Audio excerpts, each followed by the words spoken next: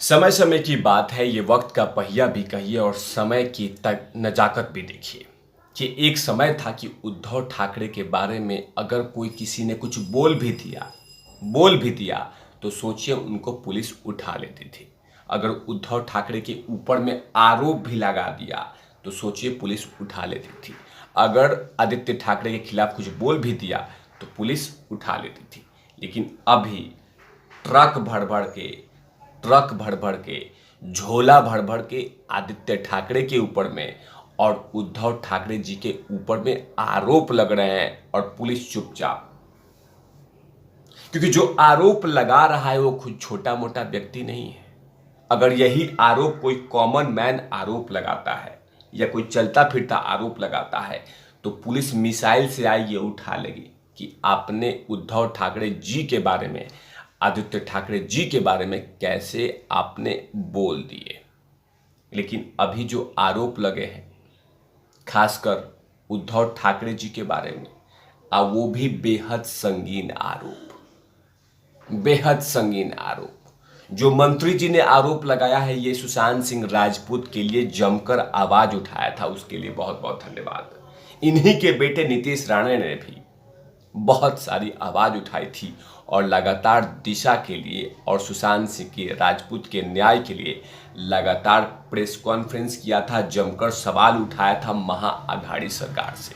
लेकिन अब जो उद्धव ठाकरे पे आरोप लगे हैं वो बेहद संगीन है और वो आरोप लगाने वाले कोई और नहीं है, मंत्री जी हैं। इसी की चर्चा करूंगा कि आखिरकार उस संगीन आरोप के बाद क्या उद्धव ठाकरे गिरफ्तार होंगे और क्यों नहीं गिरफ्तार होने चाहिए। अगर कोई मंत्री इतना बड़ा और इतनी गंभीर आरोप लगा रहे हैं, इतने संगीन आरोप लगा रहे हैं, तो इसकी चर्चा पॉलिटिकल स्तर पे जोरों से क्यों नहीं चल रही है।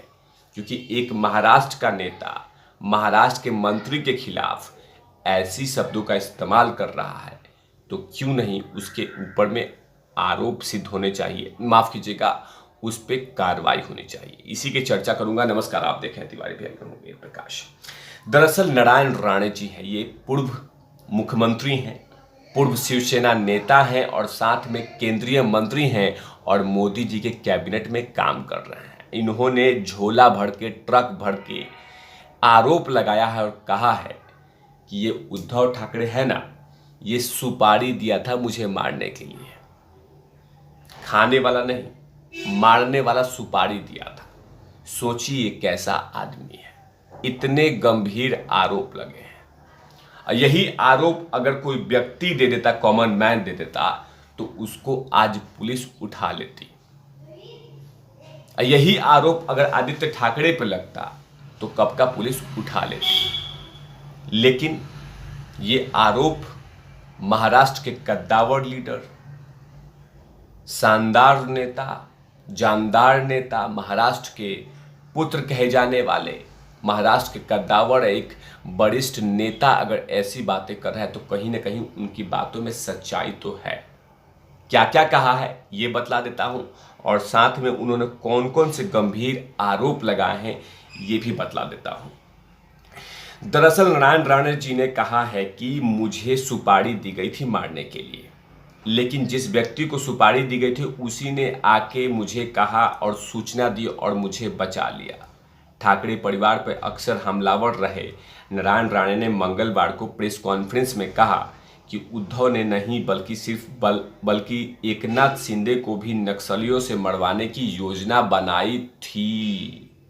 मतलब मुझे नहीं, मतलब नारायण राणे को मारने की तो साजिश रची गई थी, लेकिन साथ में एकनाथ शिंदे को मारने की भी साजिश रची गई थी, वो भी नक्सलियों के हाथ से। इतने बड़े गंभीर आरोप लगे हैं।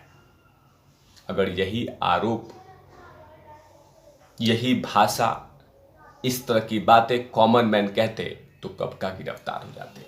नारायण राणे जी के बेटे ही हैं जो लगातार सुशांत सिंह राजपूत के लिए आवाज उठाई थी और लगातार वो दिशा के न्याय के लिए, सुशांत सिंह राजपूत के न्याय के लिए आवाज उठाई थी और लगातार प्रेस कॉन्फ्रेंस किया था। अर्णव गोस्वामी के चैनल पे आए थे और चीख चीख के कह रहे थे।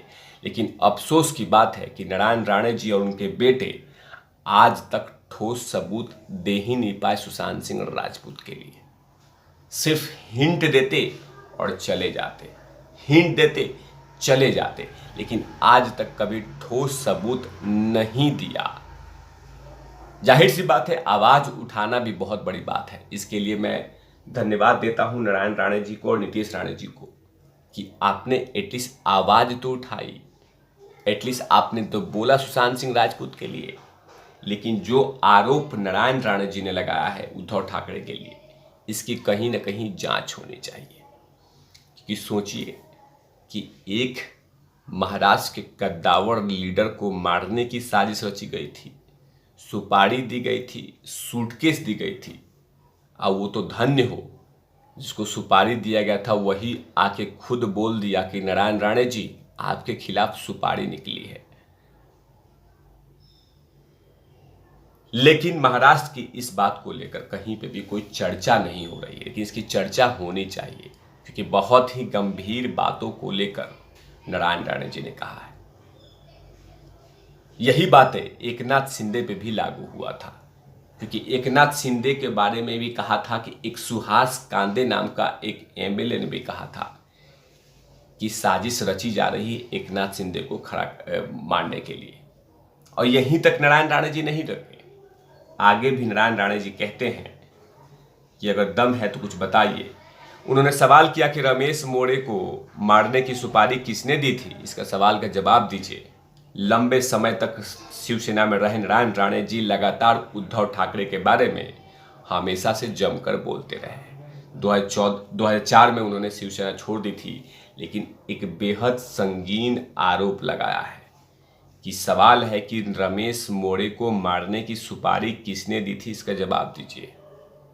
और रही बात, उन्होंने नारायण राणे जी ने कहा कि जो कहा जा रहा है कि दम है तो जाके अकेले चुनाव लड़के दिखाओ, क्योंकि उद्धव ठाकरे ने एक इंटरव्यू में कहा था कि बाला साहब ठाकरे का पोस्टर का इस्तेमाल मत करो, दम है तो अपने दम पे जाके चुनाव लड़के दिखो।